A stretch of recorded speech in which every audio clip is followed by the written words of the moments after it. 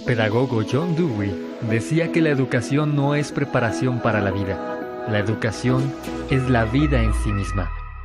Y durante ya 45 años, en la Universidad Latinoamericana, hemos tenido el privilegio de ser parte de la vida de miles de estudiantes, quienes a través de su formación académica han dejado un pedacito de su corazón en esta, su universidad. Y aquí seguimos, nos preparamos para el hoy y el mañana, sabiendo de dónde venimos y teniendo muy claro hacia dónde vamos.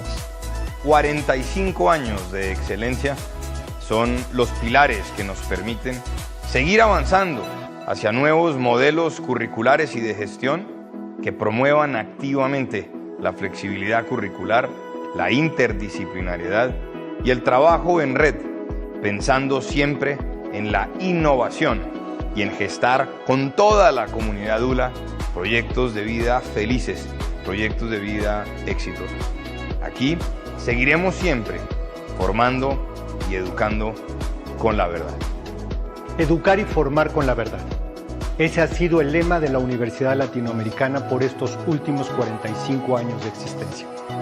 Soy el doctor Francisco Magaña Moeno, decano institucional, y me siento muy orgulloso de poder estar en este momento con todos ustedes. Yo he trabajado en esta institución desde hace 37 años.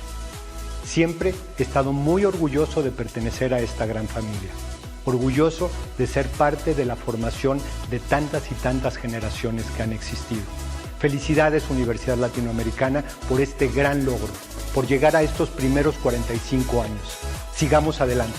Felicidades. Alumnos, exalumnos, profesores y trabajadores, todos compartimos este logro. 45 años y miles de corazones latiendo desde lo más profundo por el orgullo ULA.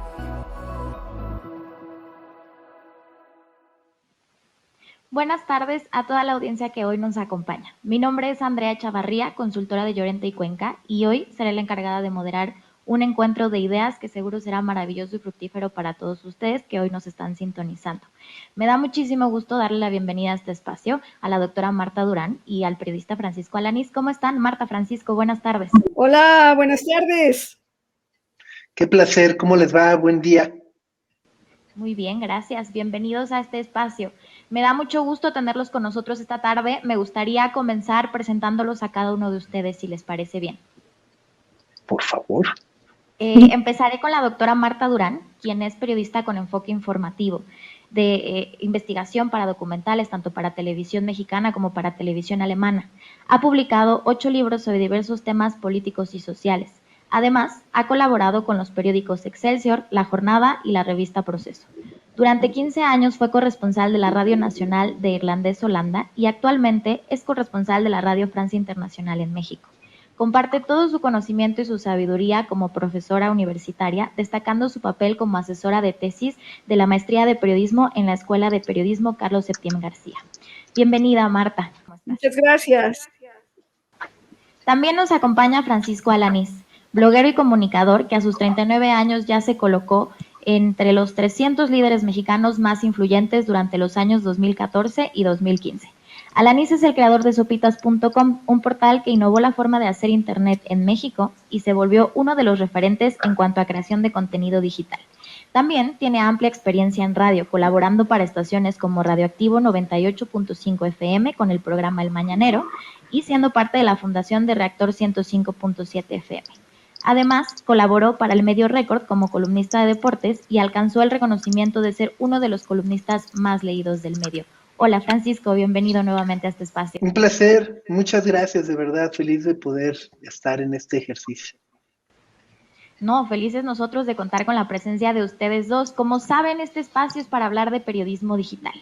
Me gustaría partir con qué es el periodismo y cómo se vive esta profesión en nuestro país hoy día, partiendo de esto que se retomó a principios de mes en la conmemoración del Día Internacional de la Libertad de Prensa, hablando de que México desde hace un par de décadas está situado en uno de los 5 países más violentos para practicar esta profesión. Y me gustaría saber ustedes desde la práctica cómo es que lo viven, cuál es su percepción de la profesión hoy, 2021. Si quieren, arrancamos con Marta. Bueno, El periodismo se ha convertido en un oficio de alto riesgo, sobre todo los compañeros del interior de la República, que son los más vulnerados, los más vulnerables. No solamente hay periodistas asesinados, también hay periodistas desaparecidos, hay periodistas en el exilio, hay periodistas torturados y no nos enteramos de muchos de los casos porque los mismos periodistas tienen miedo de denunciar. Hay 3 organizaciones que protegen a periodistas y la libertad de expresión, que son Artículo 19, el CPJ y Reporteros Sin Fronteras, que ellos a su vez están bajo ataque, bajo fuego. ¿Y cuáles son los casos más emblemáticos de asesinatos y de agresiones a periodistas? Bueno, son aquellos en la que el periodista saca a la luz el vínculo del gobierno, la autoridad local, estatal, federal, etcétera, con el crimen organizado, que denuncia las malas prácticas o los crímenes o delitos de los poderes fácticos, ya sean legales o ilegales. Afortunadamente, las Naciones Unidas, y hay un convenio internacional para considerar periodista a todo aquel que de manera sistemática brinda información. O sea, no importa si no estudiaste periodismo, no importa si no tienes credencial de periodista, no importa si no trabajas para un medio, no importa si eres un bloguero independiente, lo que importa es que des información y que sea información sustentada, que no sean chismes, que no sean rumores, que esté respaldado por los hechos y sobre todo que cualquiera pueda verificar esa información, ¿no? Que sea información veraz, verídica y con un contexto, de tal manera que nadie te pueda tumbar tu nota diciendo es mentira. En el momento en que un periodista miente, ya quedó quemado y pierdes la credibilidad, que es lo más importante que tiene un periodista, su credibilidad. Francisco, ¿cuál sería tu percepción? ¿Compartes la visión de Marta? Sí. Y mira, creo que también hablar de periodismo es hablar de un espectro muy amplio, ¿no? Yo personalmente me considero más un periodista de música o de entretenimiento, de tecnología, ¿no? Son cosas a lo mejor un poco, o bueno, no un poco, mucho más suaves que tener que estar lidiando, por ejemplo, con temas de seguridad nacional, con narcotráfico, con violencia, ¿no? En un país, desgraciadamente, como el que vivimos, ¿no? Donde incluso por el simple hecho de investigar como periodista, pues bueno, las propias autoridades se pueden volcar contra ti, ¿no? Y bueno, creo que también hemos visto una evolución que se ha dado muy, muy rápida de lo que es periodismo, ¿no? Y yo creo que es una palabra que su significado ha ido cambiando constantemente, ¿no? Porque, ¿qué es? ¿No? Bueno, pues a lo mejor si nos apegamos, ¿no?, a la esencia más pura, bueno, pues es la labor de estar reportando hechos o información verídica, ¿no? Pero al mismo tiempo eso quiere decir que yo con mi celular subiendo un TikTok de lo que está pasando en la esquina de mi casa, ¿me hace un periodista? Ese es un debate muy interesante. A mí de verdad me genera mucha curiosidad y me entusiasma mucho luego también poder escuchar esas discusiones, ¿no? Porque habrá quien diga, no, claro que no, los youtubers no pueden ser periodistas, son eso, youtubers. Y habrá quien diga, bueno, pues sí, ¿no? O sea, si estás cubriendo un suceso que pasó afuera de tu casa o en tus vacaciones o lo que sea, y es un tema de interés general, pues bueno, eres una especie de periodista, estás jugando el papel de periodista en ese momento, ¿no? Entonces, bueno, creo que también es imposible ignorar la manera en la que las nuevas tecnologías han abierto mucho el espectro del periodismo, tanto que, pues bueno, me atrevería a decir también que a momentos podemos tener esa sensación de tener una sobreoferta de información, ¿no? Estamos saturados de información, no necesariamente, insisto, cuando digo información no me refiero necesariamente a puras noticias, ¿no? Sino este bombardeo de información de la nueva serie, la nueva canción y el nuevo videojuego, y ya viste que el dólar y el Bitcoin y Donald Trump y Israel, ¿no? Entonces acabas como de qué onda, ¿no? Entras en una, en una dinámica de verdad agotadora, y eso que tú nomás lo estás leyendo. Que es precisamente la evolución que ha vivido esta profesión a lo largo de los años, ¿no? Pensemos que la profesión inicia en las calles con los famosos pregoneros, ¿no? Y ahora el tener esta infoxicación realmente se vuelve abrumador. Y tocaron varios temas interesantes que me gustaría ir retomando a lo largo de la charla, pero creo que empezaré retomando el concepto de credibilidad que mencionas, Marta, y el de veracidad que retomas tú, Francisco. Y hablaría entonces aquí de las fuentes. ¿Cómo podemos elegir fuentes confiables para respaldar esa veracidad y esa credibilidad a la que debemos de hacerle honor al ejercer esta profesión, sin importar el tipo de información que estemos manejando? Bueno, eso es lo más difícil. Tú tienes que checar que sea verdad. Y hay fuentes a las que les puedes creer. Hay fuentes que tienes que tomarlo con algodones, con pinzas y verificar, ¿no? Entonces, desde los boletines oficiales hasta información que te filtran, tienes que revisar que sea verdad. Había una periodista, cuyo nombre no me acuerdo, una viejita en Washington, que decía, si tu mamá te dice que te quiere mucho, verifícalo.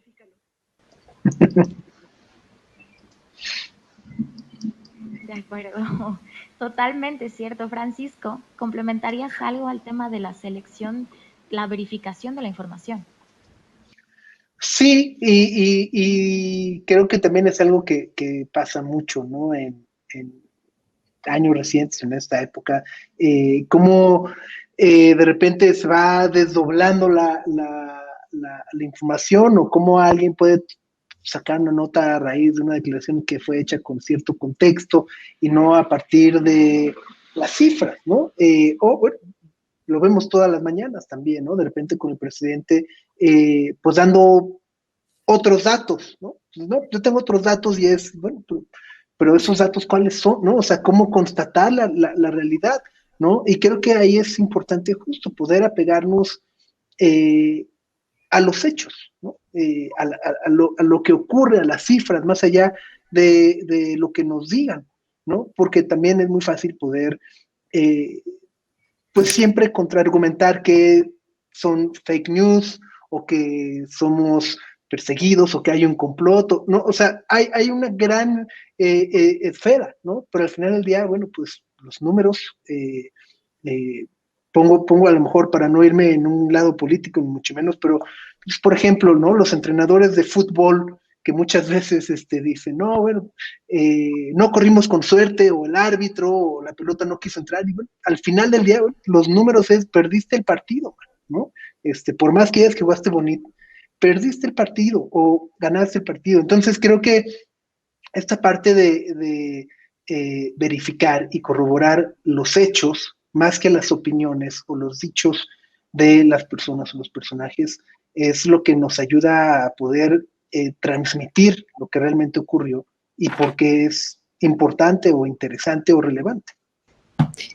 Aquí ambos pueden ofrecernos un contraste muy interesante, porque por un lado, Marta, tú que has hecho documentales, que has escrito libros, que de pronto el periodismo en el que te enfocas tiene que ver con las hard news, y tú, Francisco, que innovaste y reinventaste la manera de hacer el contenido digital, ¿no? Y que podemos estar de acuerdo en que es muy diferente el proceso en el que uno recolecta las fuentes para hacer un documental que el proceso que uno atraviesa con una fuente para publicar una breaking news en el portal digital, ¿no? ¿cómo lo viven desde sus trincheras? ¿Cómo es conectar con las fuentes y estar seguro de que realmente, cómo te convences de retomar que sí y que no? Mira, aquí hay algo clave que son las nuevas tecnologías. Las nuevas tecnologías son una súper herramienta para los periodistas. Primero, con Internet se le acabó el monopolio a los periódicos y a las televisoras tradicionales. Y como decía Sopitas, ahora cualquiera con su celular puede reportear. Mucha gente se convirtió en reporteros sin quererlo, pero aquí lo importante para llamarse reportero es que se apegue a la verdad. Eso es lo más importante. Entonces, con la nueva tecnología, quienes hacemos investigación, tenemos acceso a archivos que están del otro lado del planeta. Tenemos acceso a mapas que, pues imagínate, hace 50 años, cuando se reportaba la guerra de Vietnam, por poner un ejemplo, pues ¿dónde está Hanoi? Ay, pues quién sabe, ¿no? Entonces ahora te metes a Google Maps y ves ahí desde un satélite o lo que tú quieras ver cerquita. Tú puedes entrevistar a alguien que esté del otro lado del planeta o que esté escondido. Y acuérdense de con el temblor, las personas que quedaron atrapadas en los escombros y que pidieron ayuda por WhatsApp, fue genial, ¿no? Tú puedes hacer un trabajo en equipo multinacional con periodistas de todos lados, como el caso del Panama Papers, que fueron periodistas, 60 periodistas, o no me acuerdo cuántos eran, creo que eran más de 100 periodistas de 30 países. Y además se aguantaron las ganas de contar de la investigación, un año trabajando en secreto, de no decirle nada ni a la esposa, ni a la novia, ni al perro, a nadie, y sacaron los Panama Papers, que antes de Internet hubiera sido imposible hacerlo, ¿no? Con datos que una persona de esta compañía, Mossack Fonseca, filtró a un periódico alemán. Hay noticieros en Internet y ahí tú puedes contrastar la versión de los norteamericanos, la versión de los panameños, la versión de Israel, la versión de los palestinos. Entonces, esta es una maravilla de herramienta para investigar, para divulgar, ¿no? Que nos cuente Sopitas, ¿no? De cómo desde su casita o de donde esté, llega a tanta gente. Ahora, toda herramienta se puede hacer mal uso de la herramienta. Y ahí están las noticias falsas, y ahí están los rumores, y ahí está la propaganda, y ahí están los comerciales que son verdaderos atentados a la verdad y que son verdaderamente dañinos, porque las empresas que hacen publicidad se han puesto a estudiar psicología, etnología, neurociencias, para que el producto que te van a vender, ya sea una pasta de dientes o un candidato, llegue a tu inconsciente y van a manejar tus miedos, tus aspiraciones, tus complejos, ¿no? Entonces, eso es verdaderamente peligroso, en especial con las nuevas generaciones que le creen a la pantalla, que le creen y no tienen el filtro de que digan, chingada, a mí no me vengan con eso, porque, ¿no? Que tienen un poco más de experiencia, que tienen un poco incluso de malicia, como la tenemos los adultos, pero los niños y los pobres son muy vulnerables a la publicidad y a las mentiras que hay en Internet. Ahora, el problema, como nos decía Sopitas, es que te encuentras con una montaña de información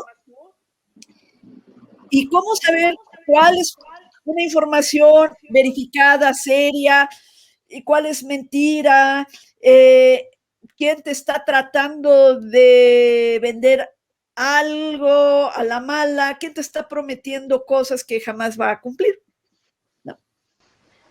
Y en este sentido, Francisco, que precisamente Marta plantea la pregunta de cómo desde tu casa, desde las oficinas de Sopitas, puedes llegar a tanta gente a través de pasar de esta selección de fuentes y de tener, pues, me imagino, cierto manual de operaciones en la redacción.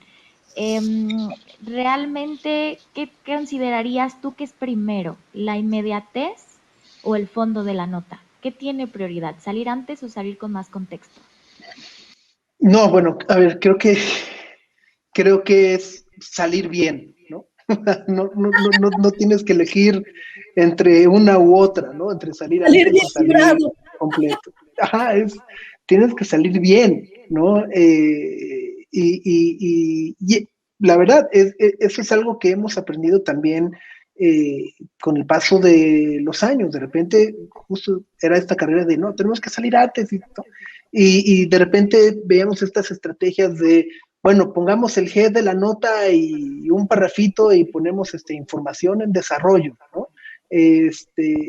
Pero al final del día, lo importante es cuando vas a publicar algo que sea verídico, que sea obviamente de interés, ¿no? Y que pues obedezca al menos a las preguntas básicas del qué pasó, cómo pasó, cuándo pasó, dónde pasó, ¿no? Y si es posible, bueno, pues ya también poder explicar de alguna u otra forma y esto cómo me afecta o por qué me tiene que importar, ¿no? Porque es importante, ¿no? De repente, insisto, creo que muchas de las cosas que hacemos en sopitas.com pueden parecer muy superficiales, ¿no? Como hablar de repente de, el regreso, ¿no? La reunión de Friends, ¿no? Pues eso a mí que me afecta, bueno, pues a lo mejor no va a cambiar tu vida, pero a lo mejor y sí, ¿no? Y a lo mejor conoces a tu primo que le encantaba Friends y le vas a decir, ya viste la reunión, ¿no? O sea, te da estos temas de conversación, ¿no? No necesariamente, o al menos, bueno, en sopitas.com nuestra misión nunca es darte como la información de último momento más relevante, ¿no? El breaking news, ni mucho menos, ¿no? Más bien, bueno, y voy a compartir un poco cuál es la idea original de sopitas.com, ¿no? O sea, la idea original de sopitas.com hace 16 años que la abrí por un sentido de que yo en aquel entonces tenía 23, 24 años y dije, chíale, pues está cañón que si quiero enterarme de algo, pues me tengo que aventar las 3 horas de un noticiero o tengo que aventarme todo el periódico, ¿no? Y creo que esos formatos, de alguna u otra forma, te alejan como gente joven, ¿no? Es decir, agarrar y leerte un periódico completo cuando eres joven, pues no, pues mejor agarras la revista Eres, ¿no? Bueno, ya estoy sacando la edad, pero agarras tu revista o lo que sea, ¿no? Si estás en el coche y vas escuchando un noticiero, no me voy a echar las 3 horas del noticiero porque también quiero escuchar la música que me gusta, ¿no? Entonces, un poco la idea, ¿no? Y un poco el espíritu es que pudieras entrar a una página que en 20 minutos, pues pudieras enterarte de lo más relevante o de lo que tendrías que saber, de lo que está hablando todo el mundo, ¿no? Y eso además todavía es mucho más superficial, porque además el origen, o bueno, ¿cuál es la razón de eso? Era porque decía, bueno, o sea, me da esta pena contarlo así, pero es muy transparente, ¿no? Decía, bueno, que pues si voy a casa de mi novia y bajan sus papás y se me ponen a hablar, pues ¿de qué les va a hablar, no? Pues al menos tener como este chit-chat de, no, lo de la invasión en Afganistán, durísimo, mano, durísimo, ¿no? O sea, poder tener como, y si me hablaban de otra cosa también, pues, o sea, poder tener como esta conversación muy relajada, ¿no? Pero que pudieras estar enterado y pudieras tener esta noción de qué es lo que estaba ocurriendo. Y entonces, así fue como nació un poco sopitas.com, y eso es un poco como la misión, por así decirlo, ¿no? Que puedas entrar a una página donde puedas saber por igual qué está pasando con Israel, pero cuál es el meme de moda, ¿no? Cuál es la tendencia viral en TikTok, pero también a qué hora es el partido del Cruz Azul en la noche, y al mismo tiempo qué está pasando con el Bitcoin, ¿no? O sea, un poco... Entonces, poder cumplir con eso también requiere, luego viene, requiere de una curaduría, ¿no? Y hace ratito tú decías, bueno, ¿cómo definir qué es lo que cubrimos y qué no, qué es lo que hablamos y qué no? Y ahí la verdad, pues viene una parte que cae en lo subjetivo, ¿no? ¿Por qué? Porque nuestra decisión, al menos en Sopix.com, es, bueno, ¿qué es relevante para nuestra audiencia? ¿No? Y creo que ahí en cada medio, pues será, ¿no? O sea, si pasa algo en el Vaticano, ¿no? Están ahí, van a elegir al apóstol de San Juan, de no sé qué, pues la verdad en Spitz.com no nos va a interesar mucho, ¿no? Pero habrá medios a los que sí, ¿no? Entonces creo que ahí viene justo esa parte de poder elegir, ¿no? Que sí y que no, y creo que esa parte también parte un poco de cuál es el público al que le quieres hablar, ¿no? ¿Cuál es tu audiencia o cuál es el servicio que quieres brindar tú a esa audiencia? ¿Realmente qué tanto poder de decisión tiene esta audiencia si hablamos de la infoxicación en la que vivimos hoy en día? ¿Realmente decidimos como audiencia? Porque hablabas de algo muy interesante que es el innovar precisamente este journey para informarte y cómo reinventar en un modo de perseguir la tendencia y de informar con lo que requiere hoy en día la sociedad. Pero ese innovar que parte en la utilidad de la herramienta luego se convierte en esta infoxicación con el andar de los años. ¿Y cómo golpea eso al periodista y cómo golpea eso a la audiencia, Marta? Mira, la audiencia tiene el poder de cambiarle de canal. Punto. O sea, si tu audiencia se harta de que le mientas o de que no sales del mismo tema o que, qué sé yo, te vuelves verdaderamente odioso, aburrido, te cambian de canal y se acabó. Eso es, ¿no?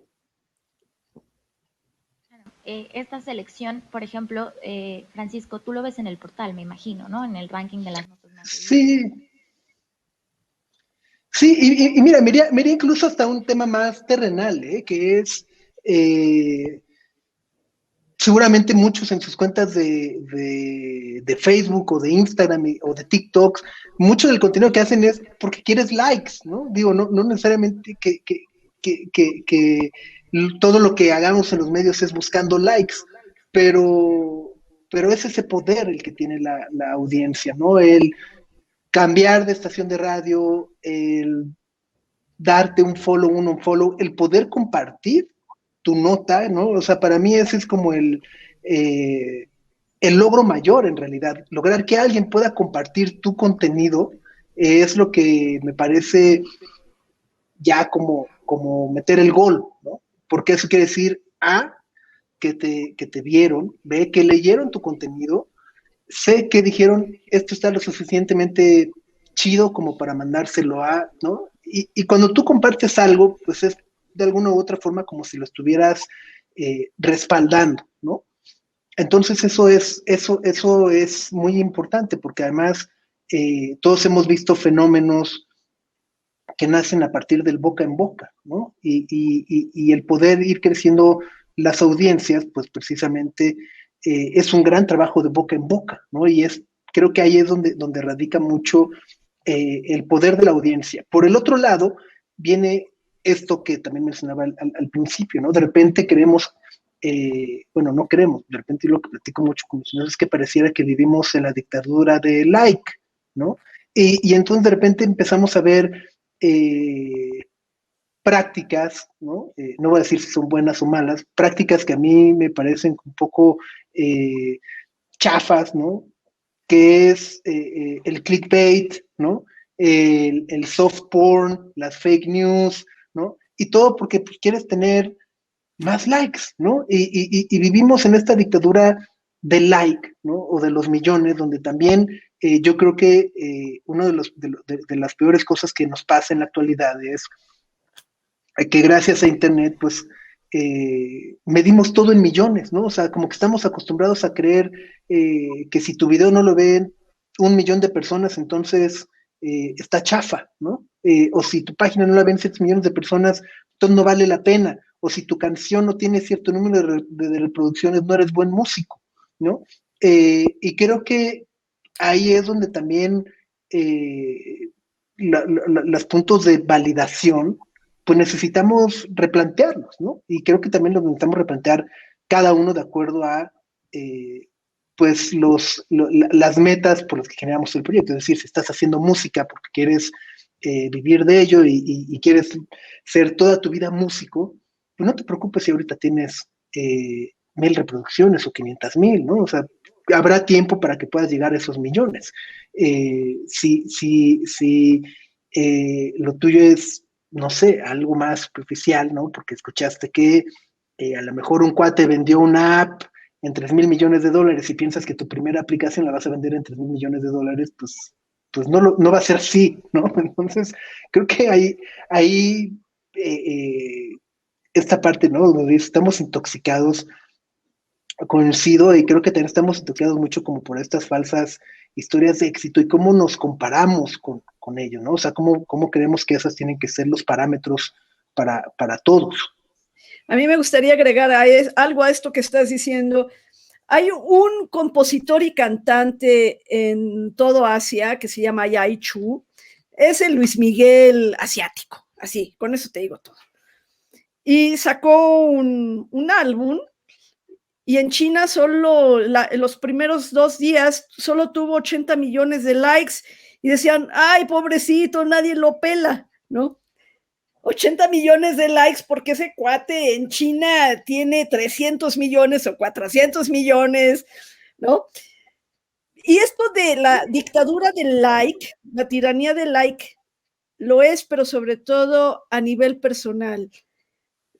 Las personas que están en Facebook, en redes sociales, y que se comparan con las historias que publican otras personas, que aparecen sonriendo en la playa, en bikini o retratando lo que se van a comer. Entonces, te estás comparando con otros constantemente y el día que no te dan like a tu foto con tu vestido nuevo, es el fin del mundo. Y es increíble, de verdad. Yo no podía creer que hay tantas personas en el psicólogo con depresión o al borde del suicidio porque no le dan like.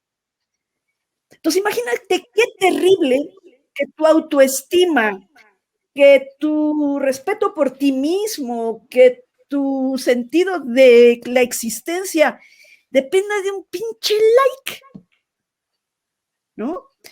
Y eso es consecuencia, pues, de la hiperconexión y de esta cosa de vivir para afuera, no vivir para ti, vivir para afuera, dar una imagen real o ficticia de lo que eres o de lo que aspiras a ser. Y este es uno de los lados negativos de Internet, que pues lados positivos tiene muchísimos, pero también tiene su lado oscuro. Pero este lado oscuro va a lo más profundo de la personalidad de algunas personas, de algunos jovencitos, ¿no? Que el like sea el sentirse aceptado, que sea más importante el like de tus compañeros de la secundaria que el cariño de tus papás. Y hablando de esta tiranía del like y de la viralización, ¿los contenidos periodísticos se viralizan? Y si se viralizan, ¿cómo? ¿Cuál sería la ecuación mágica para viralizar y entrar como que un contenido periodístico entre en este torbellino de los 8 millones, de los 10 millones, de los 20 millones de likes?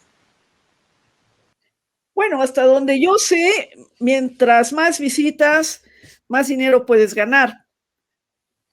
Eso no tengo la mayor certeza. Yo he trabajado toda mi vida en medios extranjeros. En la Radio Nacional de Holanda, Radio Nederland, hasta que terminó, y que empezó como radio, una radio clandestina en contra de los nazis, y después, con la llegada de Internet, se volvió, pues yo creo que en una de las primeras noticieros por Internet, que te daba muchas posibilidades de imprimir la nota, el audio, el video, la foto. Cerró Radio Nederland porque ya no había financiamiento oficial y entré a la radio, a Radio France Internacional, donde es lo mismo. Y aquí a ellos no les importa si hay likes o no, porque no dependen de la publicidad. Y es aquí el gran punto. Los medios durante mucho tiempo, y todavía muchos medios, no viven de los periódicos que venden, viven de la publicidad. Entonces, antes el PRI y el PAN gastaron miles de millones de pesos en publicidad y de eso vivían muchos medios. Pocos son los que sobrevivían de la venta, por ejemplo, de sus revistas o de sus periódicos, como es el caso de La Prensa, que vive de sus suscriptores, perdón, de la venta en la calle, o Proceso, que vive de sus suscriptores. Pero los nuevos medios también dependen de la publicidad, ¿no? Y algunos medios, algunas apps, en el momento en que tú das tus datos y te dicen esta página es gratuita, en realidad estás pagando con tus datos, ¿no? Es una manera muy, muy diferente de hacer negocio que yo todavía no termino de entender. Yo soy del siglo pasado, entonces me cuesta mucho trabajo. Pero es esto, ¿no?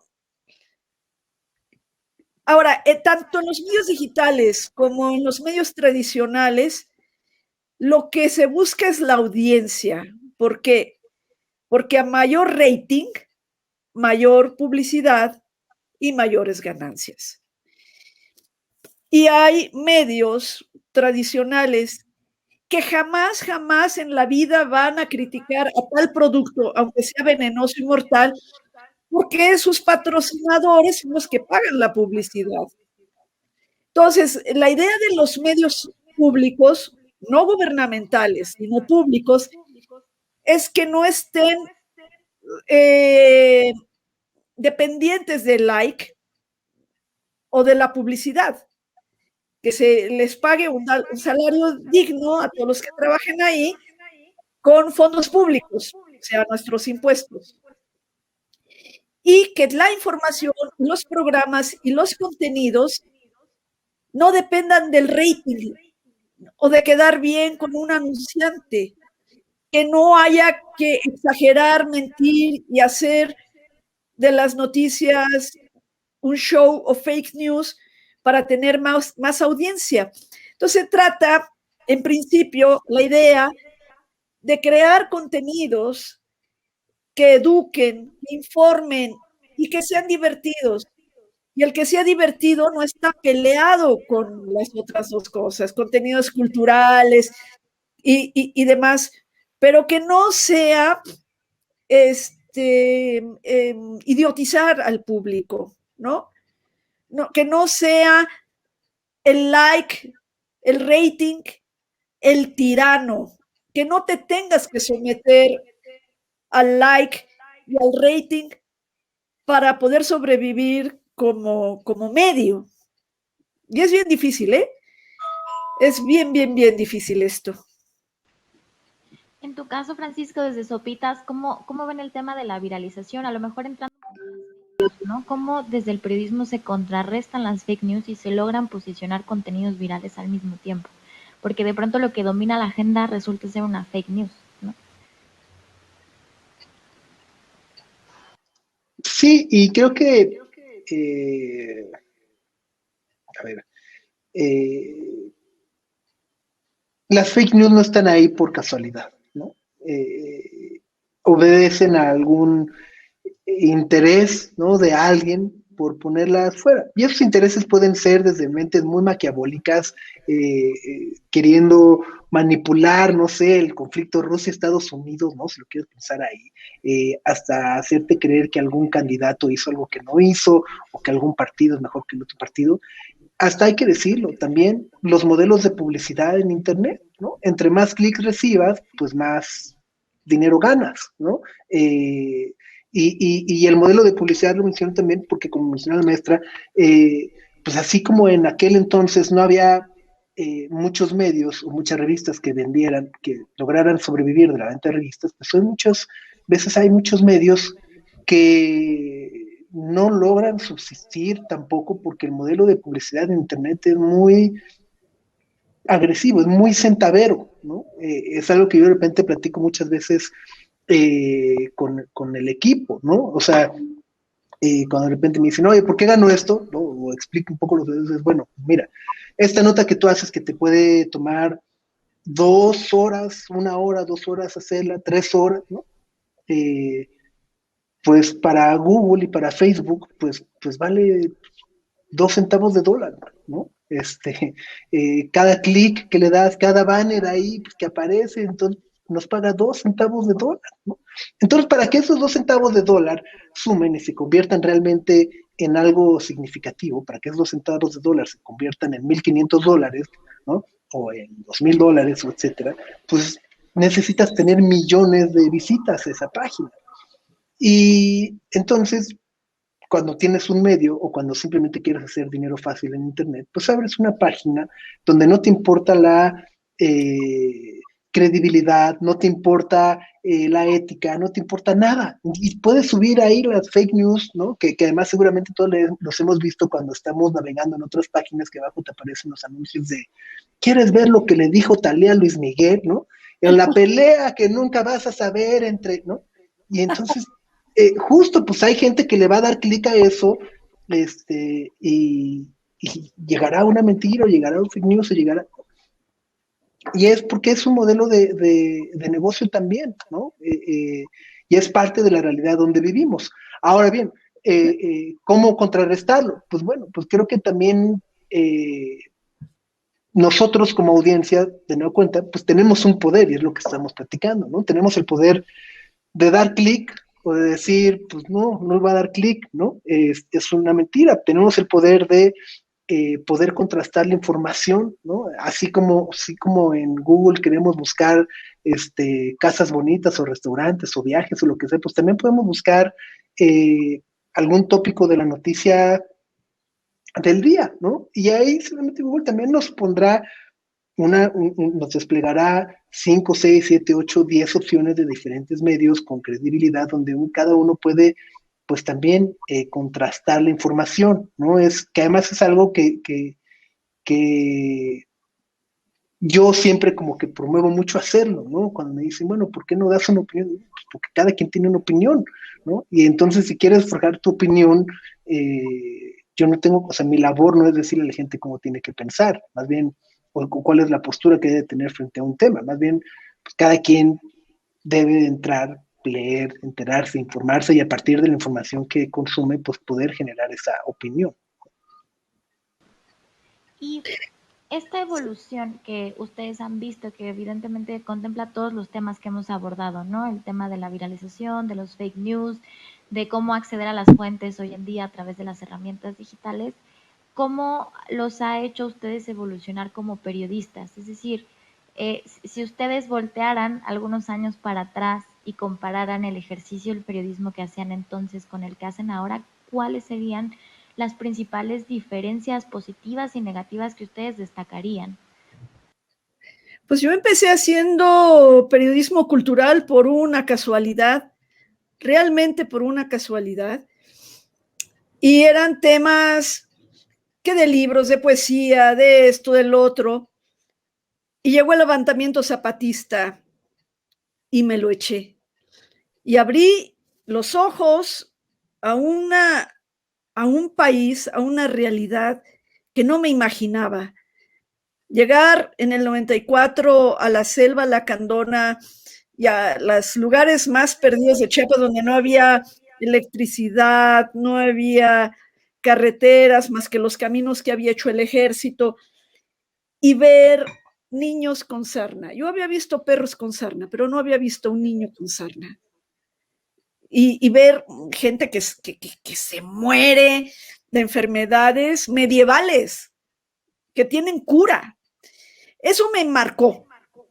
Me marcó el racismo hacia los indígenas, me marcó la violencia del ejército a las comunidades indígenas. Y yo lo vi. Nadie me lo contó. El asesinato brutal de varios defensores de derechos humanos, y ya no salí igual de la selva. Salí hecha otra persona que vio las cosas de otra manera. Pasé a veces meses y meses en las comunidades, durmiendo en hamaca, comiendo lo que había o durmiendo en el piso, y cuando regresé a mi casa, donde había agua caliente, donde había comida en el refrigerador, pues me sentí rara, con muchos sentimientos encontrados, muchas emociones muy fuertes encontradas sobre la desigualdad, ¿no? Sobre la pobreza, sobre la represión, sobre la dignidad de los indígenas con los que conviví tantos meses, yo diría que tantos años. Y luego vinieron los asesinatos de periodistas amigos míos. Y vinieron, a mí me llegó una amenaza de muerte, que afortunadamente no se ha cumplido. Y así, poco a poco, fui cayendo en los temas más feos, los más horrorosos, pero son ineludibles para un periodista, y sobre todo si está chambeando como corresponsal, no, o lo haces o te cambias de oficio, ¿no? Entonces ese fue mi aprendizaje, porque no solamente ha sido ver horrores, ha sido ver cosas muy enternecedoras, maravillosas, pero te va endureciendo hacia ciertas cosas y te va enterneciendo hacia ciertas cosas, ¿no? Todavía no supero la capacidad de espanto, eso de ir a la sierra con las mamás a buscar los cadáveres de sus hijos con las buscadoras y que luego el presidente no las quiera recibir. Eso te sacude, ¿no? Y entonces, ser periodista no es un oficio en el que llegas a tu casa, apagas el motor de algo, te desconectas, te vas a dormir. Es algo que traes internamente, que te está transformando todo el tiempo. Hay quien es muy cínico y que pues, le vale madres, ¿no? Llega y dice, 26 muertos en el accidente. A ver, lo que sigue, tráeme fotos con carnita, o sea, fotos de sangre, porque la nota roja vende muy bien. Entonces hay editores sin escrúpulos que explotan el morbo y pues a mí me dan alergia esos tipos, ¿no? Y ves ciertos medios que viven del morbo, que viven de las historias de alcoba, que ya no es la variedad, como dice Sopitas, de que pues el Vaticano, el Bitcoin, el fútbol, o sea, las cosas que le interesa a la mayor parte de la gente, porque como bien decías hace ratito, no todos los jóvenes se van a chutar un periódico entero, ¿no? Hay que flojera, ¿no? Y no es mi público. A veces sí, y me da mucho gusto que sean mi público, pero me da mucha pena que sean mi público cuando se trata de desapariciones forzadas, de tortura, No, pues yo estaba muy contento hasta que me desaparecieron a mi hermano, ¿no? O señoras que estaban felices en la cocina como amas de casa tradicionales, que solo veían las telenovelas y no se preocupaban por nada hasta que le desaparecen una hija, ¿no? Y así fue mi evolución, y perdón por haberme extendido, pero es que me gana el temple, no, me ganan las emociones. Esa es la intención, Marta, que compartan con nosotros esa experiencia, ¿no? Ese periodismo empírico. Y en tu caso, Francisco, ¿cómo has vivido esta evolución, ¿no? ¿Qué ha sido distinto del periodismo que hacías hace unos años al que haces ahora? Bueno, creo que hay que decirlo, ¿no?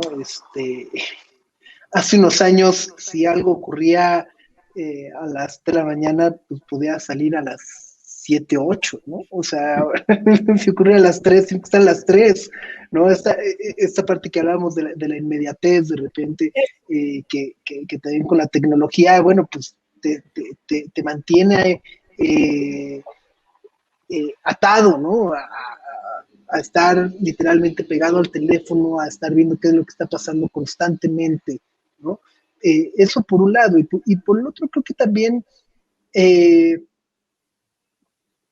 ese, a ver, voy a decir una cosa que es muy obvia, ¿no? Pero conforme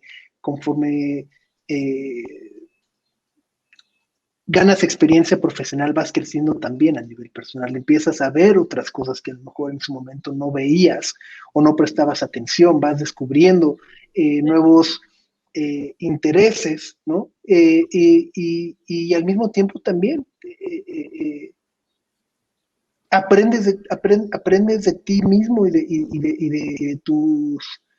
de tus errores, o sea, volteas en retrospectiva y dices, no sé, ¿no?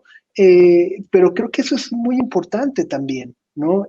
Como que siempre tenemos la mirada en lo que viene y en lo que sigue, pero también de repente es importante poder tener un momento de ver en retrospectiva y ver lo que las decisiones que tomaste en el pasado, a lo mejor en una situación similar, si fueron las mejores, si no, si has podido aprender o no, ¿no? Y luego también viene esta otra parte que, bueno, creo que es muy obvia también y muy natural, pero entender que la profesión es muy demandante, ¿no? De repente, yo todavía me encuentro con chicos que de repente dicen, no, pues a mí me encanta escribir de cine, y amo el cine y quiero dedicarme a cubrir el cine. Ah, perfecto.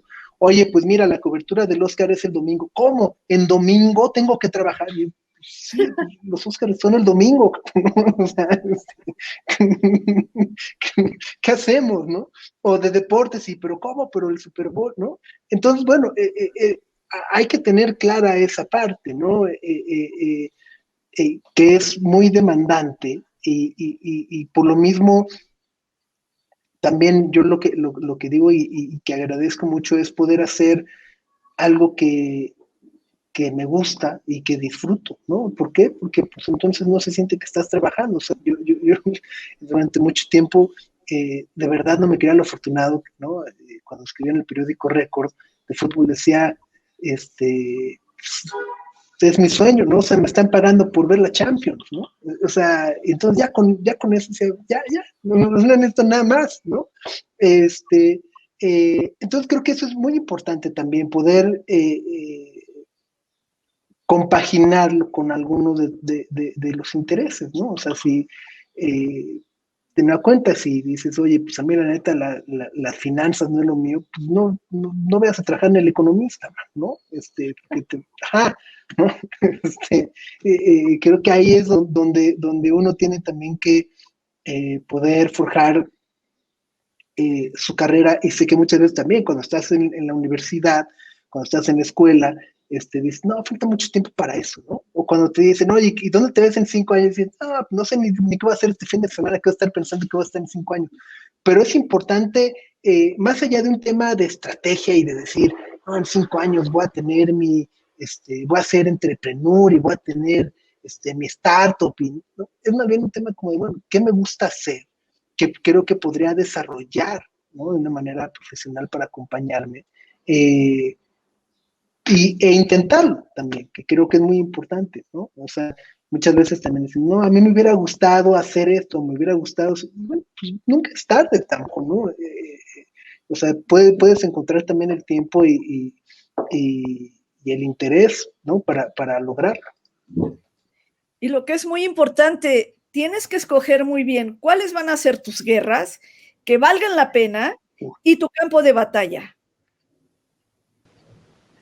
Y complementando esta reflexión en retrospectiva bastante interesante que hacen los dos, y justo encaminados ya por donde van, ¿qué consejo le darían precisamente como a todos esos jóvenes que hoy están estudiando periodismo, ¿no? Un poco como qué habilidades desarrollar, qué temple se necesita, lo que ustedes quieran, dirigiéndose a una comunidad universitaria que se va a encarar a esta profesión el día de mañana? Primero, adelante, Dale, Sopitas. No, yo diría una que creo que es muy básica y es hay que aguantar vara, ¿no? Y cuando aguantas vara es justo saber que a lo mejor en tu primera chamba, muy probablemente te van a decir, oye, lánzate por los cafés, ¿no? Y entonces a lo mejor tú en ese momento vas a decir, oye, pero estudié una licenciatura para ir por cafés y les voy a aventar, o estudié una licenciatura para estar acá sacando copias o haciendo resúmenes, ¿no? Bueno, de repente no nos damos cuenta, pero en los primeras chambas, los primeros puestos, te ayudan mucho a poder identificar la dinámica del oficio, ¿no? Puedes estar observando, decir, ok, bueno, pues, a ver, no me refiero a que tengas que ir por café, mucho menos, ¿no? Pero hay este tipo de situaciones que de repente es, a lo mejor tú quieres ya decir de, bueno, pues a qué hora me dan el noticiero de Denise Merker, ¿no? Y es como, no. ¿No? Entonces es poder aprender las cosas muy básicas del oficio, desde a lo mejor saber cómo escribir un cable o un boletín, ¿no? Que a lo mejor seguramente dirán, bueno, pero ya lo hice muchas veces en la escuela, bueno, pero en el mundo real, con la presión, con el tiempo, o sea, la adrenalina que se siente en el momento vale mucho la pena. Entonces, creo que es aguantar vara, no desesperarse, saber que todos los trabajos además tienen sus, pues sí, tienen sus sinsabores, ¿no? O sea, hay sus días buenos y sus días malos y no por eso vas a ser siempre muy bueno, siempre muy mal, ¿no? O sea, yo muchas veces el ejemplo que pondré es, bueno, pues Messi falló un penal y ya por eso es malo, ¿no? Pero no ha ganado la Champions, ya pues no, pero metió un triplete el otro día, por eso es el mejor, pues tampoco, ¿no? O sea, creo que las chambas o los trabajos pues se construyen todos los días y va a haber días buenos y va a haber días malos y debes de tener la cabeza muy fría o muy clara tu visión de qué es lo que estás buscando en una empresa o en un trabajo para saber que es un maratón y una carrera de velocidad, ¿no? O sea, no hay prisa por decir, tengo que ser el CEO de los 30, ¿no?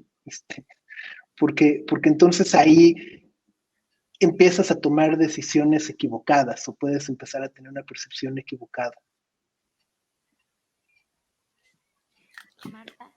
Bueno, a ver, agarren su cuaderno, ahí les va. Primera, un reportaje no vale una vida. Y si de veras tienen que pensarla mucho. Y no importa ya del tema, porque algunos fotógrafos que han asesinado son fotógrafos de sociales, pero resulta que a la boda a la que fueron apareció un narco abrazando a un diputado, sacan la foto y esa foto le costó la vida al pobre colega. Entonces, tengan mucho cuidado. Es lo más importante ahorita. No mezclar filias y fobias en tu trabajo. Ay, que fulano me cae requete mal, le voy a pegar, le voy a inventar. No, no inventar, no inventar. Hay que ser honestos en el trabajo. Y no importa si es de radio, si es de bloguero, si es empresa escrita, si es en televisión. No se vendan, no se alquilen. Hay que tener temple, hay que formar carácter para enfrentar muchas presiones. Y además una vida económicamente muy precaria, ¿no? Hay que estar conscientes de que la mayor parte de los periodistas en este país les pagan por nota y en el interior de la República te pagan 30 pesos la nota. O sea, ese es, hay algunos medios grandes en la Ciudad de México o en las grandes capitales donde si tienes un contrato, seguro social, seguro de gastos médicos, ya te sacaste la lotería. Pero yo diría que ese es el 2% del mundo periodístico. Así es que va a haber muchas presiones, una vida muy precaria, muchos intentos de censura, empezando por tu jefe inmediato. Y ahí es donde uno tiene que decir no. Es una cuestión de integridad y de honestidad. Y somos como los policías. Si un policía no es honesto, no es policía. Si un periodista no es honesto, no es periodista, es propagandista, es anunciante, ¿no? Tienes que proteger a tus fuentes como a ti mismo. Hay que verificar siempre la información, ¿no? Y estar preparados para, para lo peor, esperando lo mejor, ¿no? Entonces, se necesita de veras amor a la camiseta para entrarle a este oficio que, como decía Hemingway, es la manera más emocionante de ser pobre. Algunos lo ven como un hobby. Muchos hacemos periodismo, pero no vivimos el periodismo porque paga muy mal, con algunas excepciones, ¿no? Muy pocas excepciones. Pero ¿qué le anque? No, no hay problema. Si uno tiene la actitud, la camiseta, el temple, adelante, porque publicar y llegar a la gente te da una satisfacción muy profunda del deber cumplido. Pues qué maravilla contar con tan sabios consejos de dos figuras tan importantes en el medio hoy. No sé si quisieran agregar algo más a la conversación del día de hoy. No, pues yo agradecer mucho la invitación, de verdad, ojalá el próximo año pueda ser ya presencial todo y demás, porque bueno, no es lo mismo, de nueva cuenta, ¿no? Pero gracias por la invitación, la consideración, el acompañarnos en esta charla.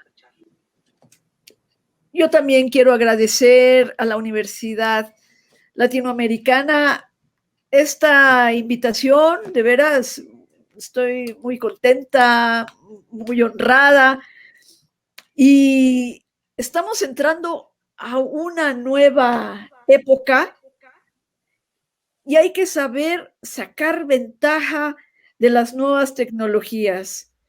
Vean, este es un ejemplo clarísimo, el encierro por la pandemia y sin embargo estamos comunicándonos vía Zoom. Y creo que este es el comienzo de una nueva manera de hacer periodismo, de comunicarnos y una nueva y una manera distinta de vivir. Pues muchísimas gracias a ustedes por darnos este espacio. A nombre de la Universidad Latinoamericana les quiero agradecer el tiempo que nos brindaron. Para nosotros ha sido un honor contar con ustedes, su experiencia y todo lo que hemos platicado el día de hoy. Estoy segura que va a sumar muchísimo a toda nuestra comunidad estudiantil. Yo a título personal también les agradezco mucho el espacio. Muchas gracias por compartirnos y pues fue un placer. Gracias a toda la audiencia que hoy nos acompaña y que está sintonizando el día de hoy en vivo. Abrazos a todos. Muchas gracias. Chao. Bye, bye.